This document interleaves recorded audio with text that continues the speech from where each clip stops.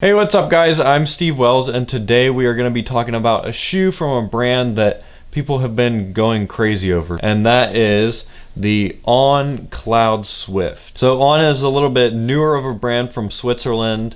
I've heard it pronounced a million different ways, and no matter what the logo looks like to you, it is pronounced On.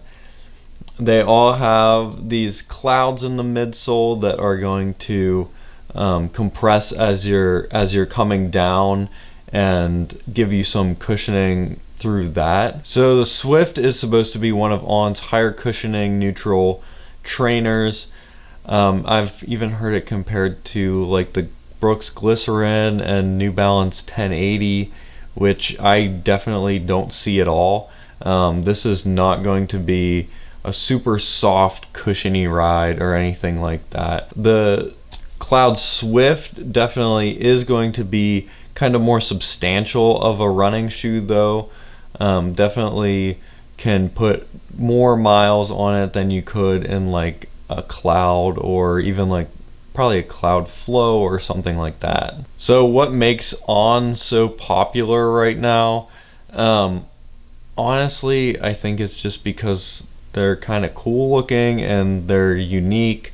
But I don't think people that I hear that say like they're the most comfortable shoes or the best shoes, I just don't see that. So if we start taking a look at the shoe, has On's Helion midsole, this cloud technology. The clouds are fused on the forefoot here to give you a little bit more surface area. It has a speed board in the midsole here, which is just going to be a piece of plastic that runs the length of the shoe to give the shoe a little bit more responsiveness. It has this one piece upper, so no separate tongue in here. It has this rubber cage that the laces connect into to give you a little bit snugger of a fit around the sides and top of your foot. It has a 7mm heel to toe drop. In my size 11.5, it weighs 10.7 ounces and costs $150. So let's get into some pros about this shoe. My first pro is the responsiveness of it. So it is a more responsive shoe, I would say.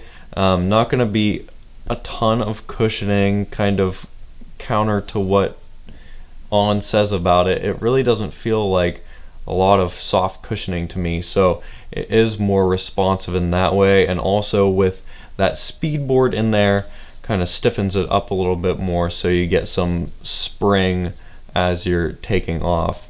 Another pro is this shoe does have a little bit wider of a fit than a lot of On's other shoes.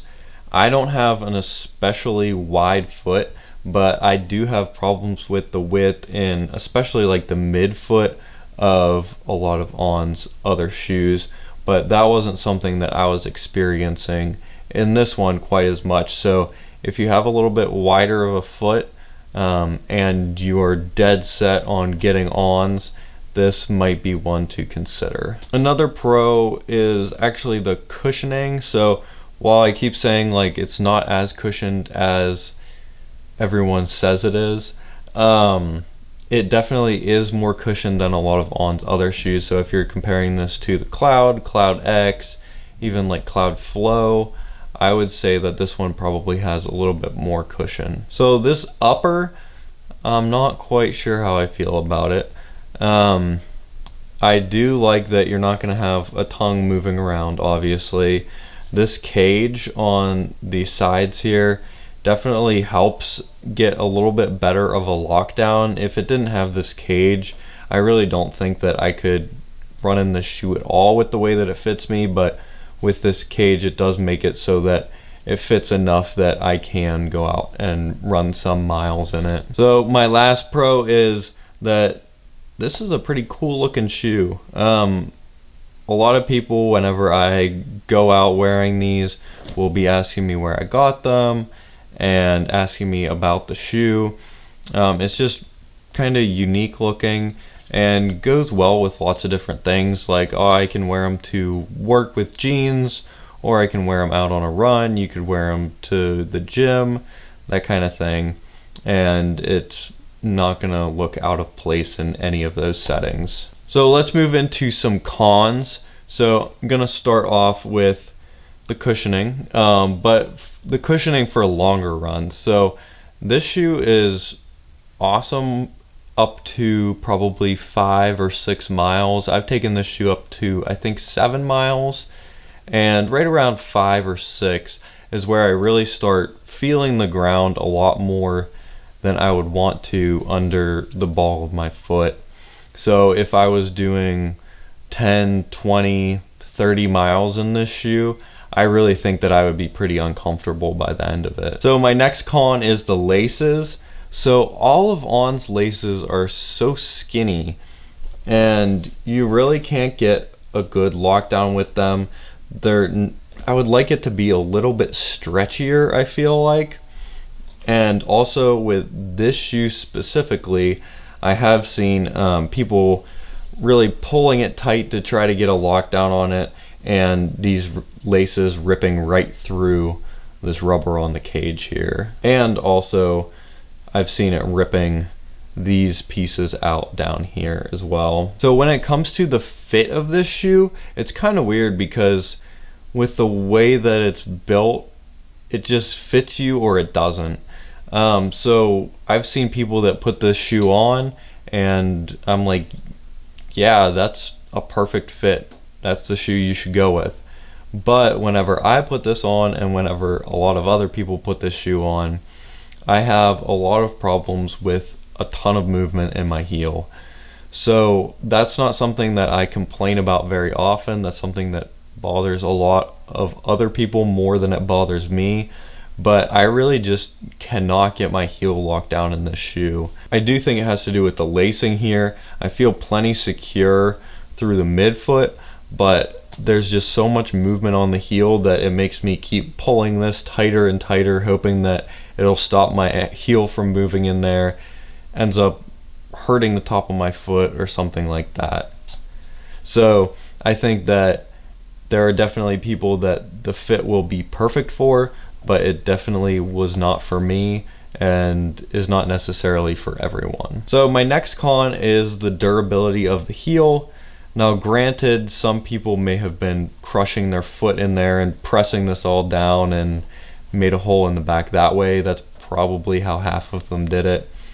And a lot of different shoes have the same problem of wearing a hole in the back there. The problem specifically with this shoe and some of On's other shoes is that once you get through there is a pretty sharp piece of plastic that sticks out and will cut up your heel. So once you get that hole in the back of the shoe, it's pretty much unwearable. Another con is the durability of the speed board in the midsole. So if you're using it for what it's meant for, which is running in a forward motion, it's totally fine. You're probably not going to have problems with it. But if you are doing lots of lateral movements, and On has even said this, using it for Orange Theory or CrossFit or something like that, you could have problems with that speed board breaking in there.